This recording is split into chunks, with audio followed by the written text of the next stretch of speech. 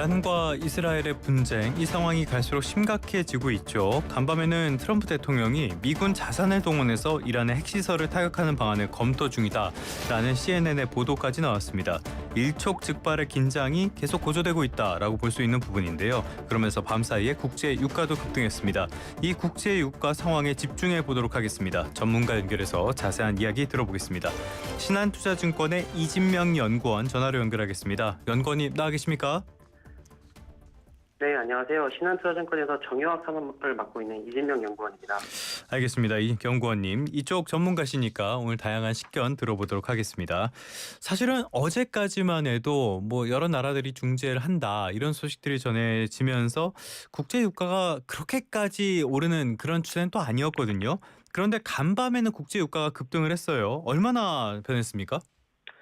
네, 일단 본격적으로 말씀드리기 앞서 이스라엘이 이란을 공격한 13일로 돌아가 보시면 당일날 이제 국제유가 같은 경우는 WTI 기준으로 7% 급등한 배럴당 73달러로 마감을 했고요. 그다음에 장중에는 좀 9% 이상 올라가는 모습 보였었고 이후에 말씀 주신 것처럼 사실 갈등이 좀 일부 완화하면서 유가가 좀 약보합세를 보이다가 다시 좀 어제는 상황이 긴박하게 돌아가면서 유가가 전반적으로 4에서 5% 정도 급등하는 모습을 보였습니다. 4에서 5% 정도 올랐다. 그렇게 치면은 연초와 비교하면 지금 가격 수준은 어느 정도가 된 겁니까? 보통 연초에 국제유가가 지금 배럴당 60불대 중반대에서 유지가 됐었기 때문에 그 당시 대비해서 국제유가는 10% 이상 올랐다고 좀 보시면 될 것 같습니다. 확실히 많이 오르는 흐름이 있었네요. 자, 지금은 미국이 개입할 가능성 이런 것들, 그 개입도 그냥 단순한 개입이 아니라 직접 군사적인 개입을 할 가능성이 있다. 이런 보도가 나오면서 국제유가가 반응을 했다. 이렇게 봐야 되는 겁니까? 네, 기본적으로 지금 아직까지 이란에 원유 생산 차질이 발생하진 않은 상황인데 만약에 말씀 주신 것처럼 미국이 직접 공격을 하게 되면은 생산 차질이 현실화되는 부분이기 때문에 유가가 좀 반응을 했다라고 보시면 될 것 같습니다. 직접 이렇게 타격할 가능성 여기서 얘기하기는 어렵겠지만 어떻게 보십니까? 가능성 있다고 보세요? 사실 기본적으로 미국이 원하는 거는 이란의 핵이 지금 사라지는 것이기 때문에 사실 그걸 목표를 달성하기 전까지는 좀 어떠한 조치도 좀 취할 수 있는 상황으로 저는 가능성을 열어두고 있습니다. 그럼 가능성도 열어둬야 된다. 자, 그렇다면은 정말로 미군이 자산을 동원해서 이란의 핵시설을 타격한다. 이러면은 유가가 더 오르게 될까요? 단기적으로는 오를 수 있다고 보고 있는데, 근데 생각해 보시면 미국의 최종 목표가 비핵화이기 때문에 오히려 그것을 통해서 이란의 비핵화가 현실화된다라고 하면은 오히려 좀 호재의 소멸로 유가는 다시 좀 안정화될 수 있다고 좀 보고 있기도 합니다. 그러니까 핵시설만 타격을 했을 경우에는 그렇게 유가에 큰 영향이 없을 수도 있다. 자, 지금 이란산 원유 같은 것들 세계로 수출이 많이 되고 있습니까? 이쪽이 경제 제재를 많이 받고 있잖아요. 네, 기본적으로 이란이 전 세계에서 차지하는 원유 생산 비중이 대략 한 글로벌 5% 정도 해당하는 5%. 물량이라고 보시면 될 것 같은데 그중에서 절반 정도는 지금 수출이 되고 있고 거의 다 중국으로 나가고 있다고 보시면 될 것 같습니다. 중국으로만 많이 가고 있다. 자, 이스라엘이 이번에 공격 대상으로 삼은 이란의 시설들을 보면은 방송국도 있고 핵시설도 있지만은 역시 에너지 시설이 많았다고 해요. 여기에도 의도가 있다고 봐야겠죠? 네, 맞습니다. 말씀하신 대로 에너지 공급 차질을 목표로 지금 관련 시설에 대한 공격을 진행하고 있고 사실 국가가 정상적으로 돌아가기 위해서는 전력이 필수적인데 이런 에너지 시설 타격이 본격화되면 당연히 전력 공급이 원활하게 이루어지지 않기 때문에 주요 시스템이 좀 마비가 될 수 있습니다.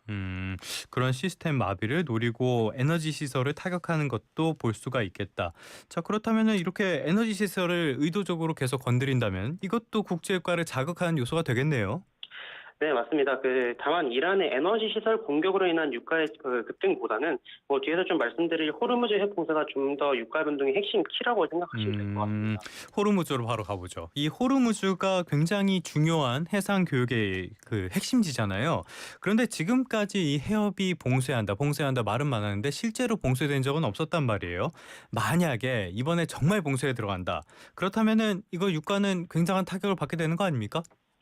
네, 맞습니다. 이제 호르무즈 해협이 왜 그렇게 중요한지를 조금 파악을 해 보셔야 될 것 같은데 일단 호르무즈 해협이라고 하면은 이란과 오만 사이에 위치해 있는 이제 해협이고 사우디나 UAE 등 이제 주요 산유국들의 핵심 해상 수송로라고 보시면 될 것 같고요.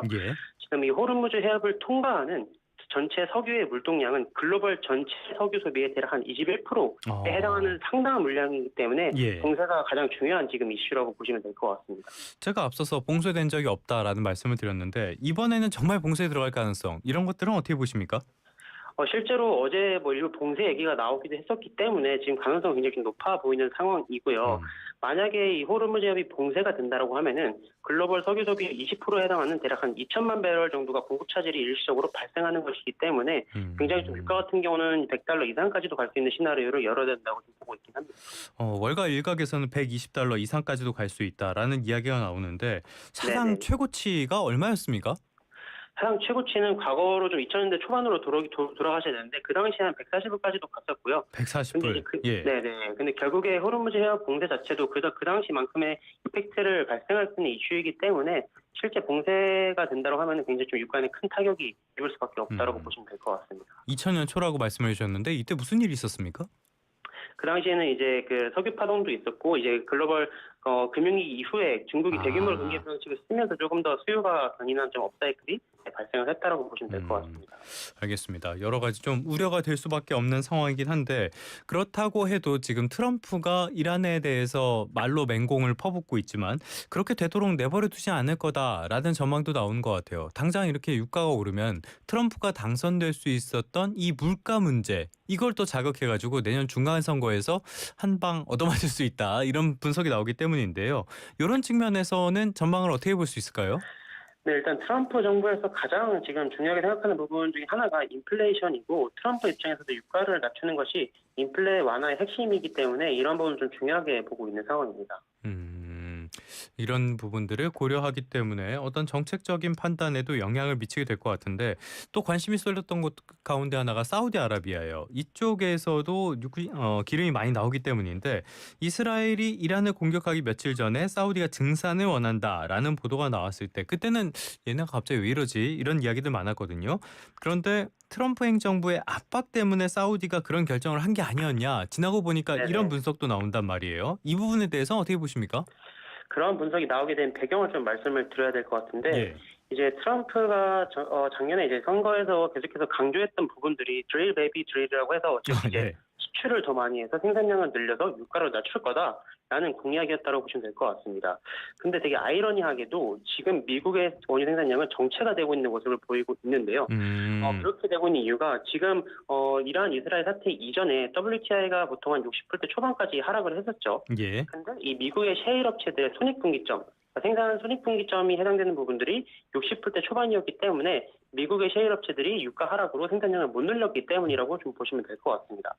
그래서 이제 트럼프 입장에서는 미국이 생산량을 못 늘리기 때문에 유가를 낮추려면 다른 곳에서 생산량이 늘어나야 되는데 그래서 그런 지금 이제 대상 자체가 사우디가 됐다고 좀 보시면 될 것 같습니다. 근데 사우디도 지금 자금 문제도 있고 해가지고 이쪽도 유가를 조금 높게 유지할 필요도 있고 네네. 마냥 생산량을 늘리기도 어려운 상황이잖아요. 실제로 맞습니다. 생산량이 늘어나는 기미가 있습니까?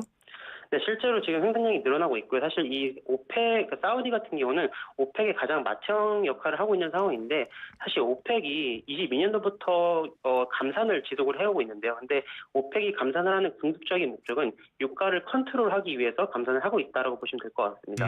다만 이 감산을 지속해온 그 기간 동안에 사실상 유가가 컨트롤이 안 됐고요. 그렇기 때문에 사우디 입장에서는 오히려 지금 점유율을 뺏기면서 감산도 하는데 지금 점유율을 뺏기고 유가도 못 오르기 때문에 오히려 지금 상황에서는 오히려 사우디 입장에서도 다시 지금 증산을 하면서 점유율을 늘려가는 전략이 사실 재정 적자에서도 굉장히 좀 플러스 요인이라고 작용한다고 보시면 될 것 같습니다. 여러 가지 국제 정세들이 종합적으로 영향을 미치고 있다라고 볼 수가 있겠는데 자 그렇다면 우리 생활 쪽으로 좀 와볼까요? 당장 우리 기름값들 지금 보니까 내려갈 땐 그렇게 안 내려가더니 오르기 시작하니까 갑자기 확 올랐더라고요. 그렇다면은 이 휘발유 가격 변동폭이 어느 정도 반영이 됐다라고 봐야 되는 겁니까? 사실 최근에 휘발유 가격이 오른 부분은 그동안에 한 2주 전부터 유가가 올라가는 부분들이 반영됐다고 보시면 될 것 같고 예. 보통 저희가 이용하는 주유소 가격에는 한 2주 정도 시차를 두고 반영되기 때문에 아직은 지금 상승폭이 크게 반영된 상황은 좀 아니라고 보시면 될 것 같습니다. 그럼 아직 반영 안 됐는데 유가가 많이 올랐다. 그렇다면은 지금이 제일 싼 그런 상황이라고 봐야 되는 거예요? 단기적으로 봤을 때? 네, 그래서 사실 저도 미리 좀 주유를 한 상황이라고 보시면 될 것 같습니다. 오늘 퇴근길에 차에다가 기름을 가득 채워서 한번 퇴근하시는 것도 생각을 해보시는 게 좋겠습니다. 그렇게 되면은 이제 우리 물가는 조금씩 잡혀가고 있는데 우리는 국제 원유에 100% 의존을 하고 있기 때문에 이거 우리 물가에 미칠 영향, 뭐 공공이라든지 석유류 가격이라든지 만만치 않겠어요. 네, 맞습니다. 사실 지금 에너지 가격이 이렇게 급등하게 되면은 당연히 공공요금의 대표적인 성격인 전기요금 또한 인상 가능성이 높아질 수밖에 없는 부분이긴 한데요. 근데 다만 이제 저희가 사실 신정부가 출범한 지 얼마 안 됐다 보니까 사실상 최근에 좀 국민 정서나 이런 지지율 등을 감안을 해보면 좀 녹록지 않은 상황이라고 내부적으로는 좀 판단을 하고 있는 것 같습니다. 그럼 공공요금 인상 압력은 있는데 인상하지 못한다. 그렇게 되면은 예전처럼 인상을 계속 미뤄왔다가 부작용이 불거졌던 그런 사태가 반복될 가능성도 있는 거 아닙니까?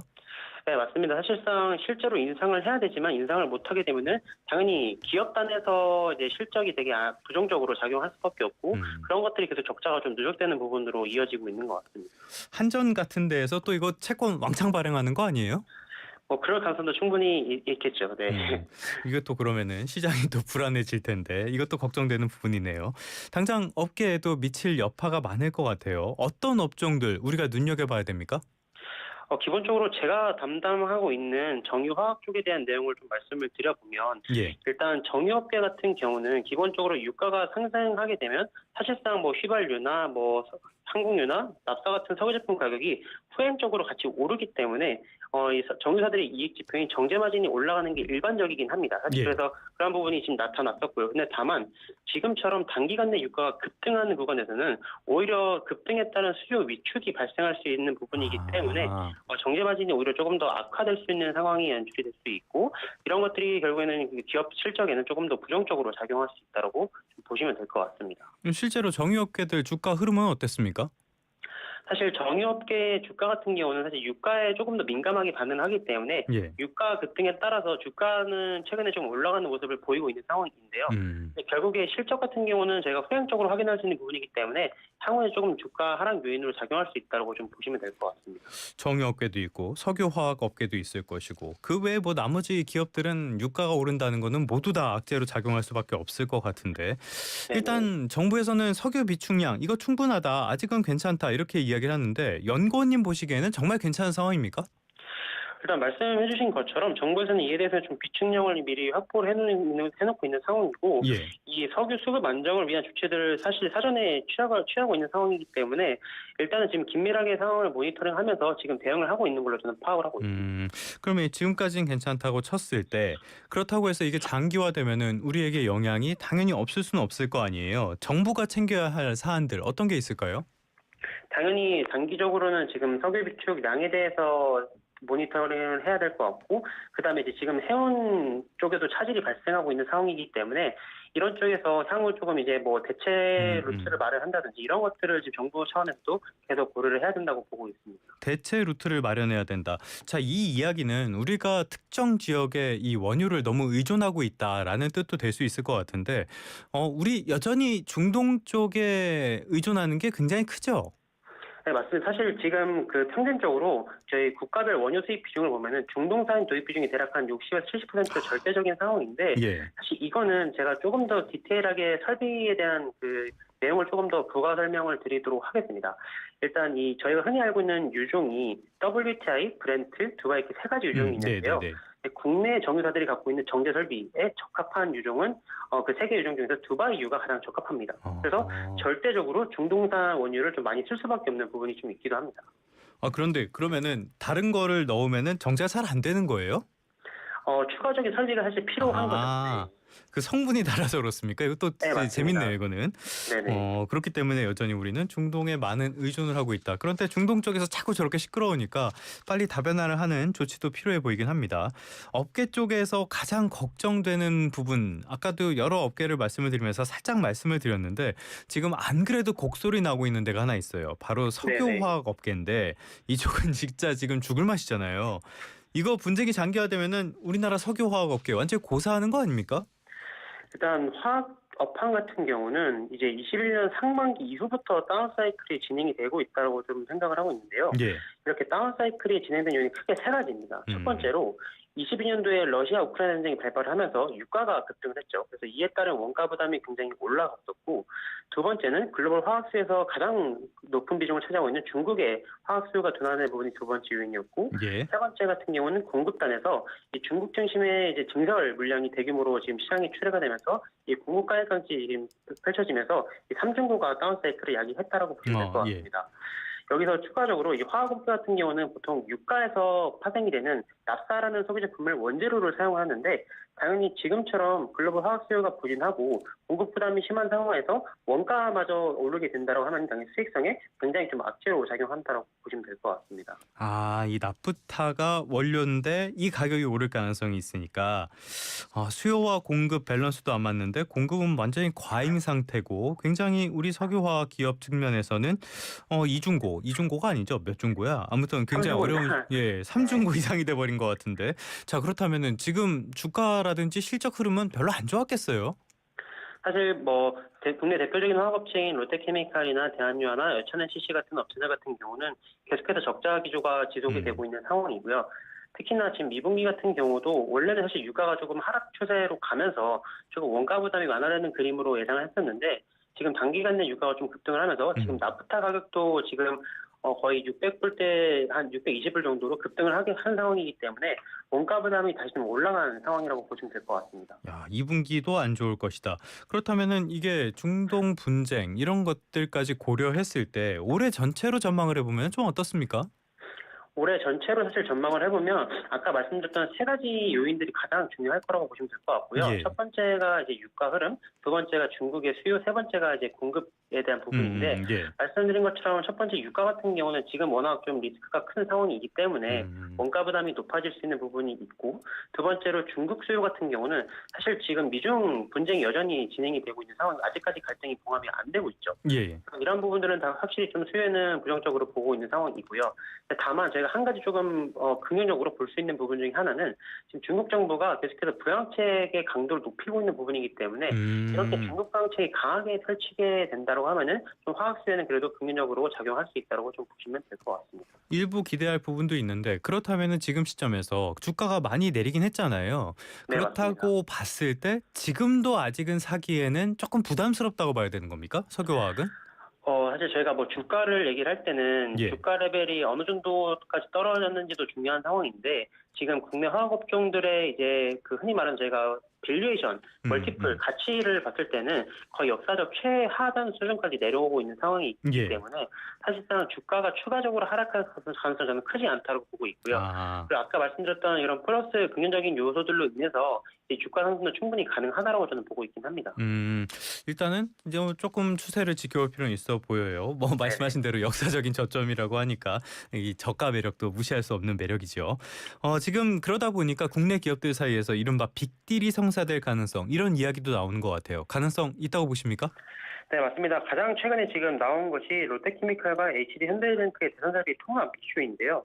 사실 이와 관련된 논의는 작년부터 지금 지속적으로 진행이 되고 있었지만 유의미한 결과를 도출해내지 못했습니다. 사실 이게 워낙 이해관계자들이 많은 상황이고 좀 민감한 부분도 있다 보니까 민간이 주도로 진행하기 좀 무리가 있었던 부분이었죠. 민간이 주도하기 어렵다. 그래서 이번 사실 롯데케미칼과 현대오일뱅크의 그런 이슈는 중간에 좀 가교 역할을 할 수 있는 HD 현대케미칼이라는 두 기업의 합작사가 있었기 때문에 조금 더 수월하게 진행이 될 수 있는 부분도 있습니다. 이 상황도 지켜보기로 하고요. 결국에는 지금 상황을 봤을 때는 민간에서 알아서 다 하기에는 너무 어려운 상황. 그렇기 때문에 어느 정도는 정부의 도움도 필요할 것 같은데요.